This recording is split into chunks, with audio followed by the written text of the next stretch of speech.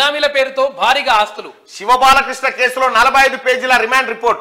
50 ప్రాపర్టీలు గుర్తించిన ACB. ₹1,120 imported వాచీలు సీజు. ప్లాట్స్, ఓపెన్ ప్లాట్లు, 2 రియల్ ఎస్టేట్ కంపెనీలు గుర్తింపు. హెచ్ఎండిఏ మాజీ డైరెక్టర్ శివబాలకృష్ణ కేసులో ఏసీబీ అధికారులు దర్యాప్తు ముమ్మరం చేశారు. బినామీ పేర్లతో ఉన్న ఆస్తుల వివరాలను సేకరిస్తున్నారు. బాలకృష్ణ అవినీతిలో దళారులుగా వ్యవహరించిన ఉద్యోగులు, రియల్ ఎస్టేట్ వ్యాపారుల చిట్టా బయటకు తీస్తున్నారు. సోదాల్లో స్వాధీనం చేసుకున్న పత్రాల ఆధారంగా దర్యాప్తు చేస్తున్నారు.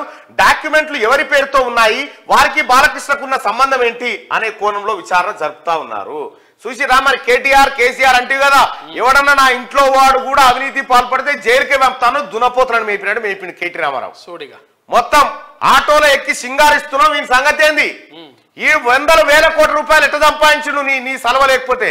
నువ్వు చేసిన ప్రతి లుచ్చా పని చేసిరు కాబట్టే వీళ్ళు కొన్ని కొట్టేసిరు. అసలు దొంగలు ఈ రాష్ట్రంలో కేసీఆర్ ఫ్యామిలీయే. మీరు దొరికితే మీ సంగతి మీ సంపద మొత్తం బయటకు వస్తుంది. అతి త్వరలో వస్తుంది, రాదని కాదు. బల్దీ అంటే ఏంటి? నీ శాఖనే కదా, మున్సిపల్ నీ శాఖనేనా?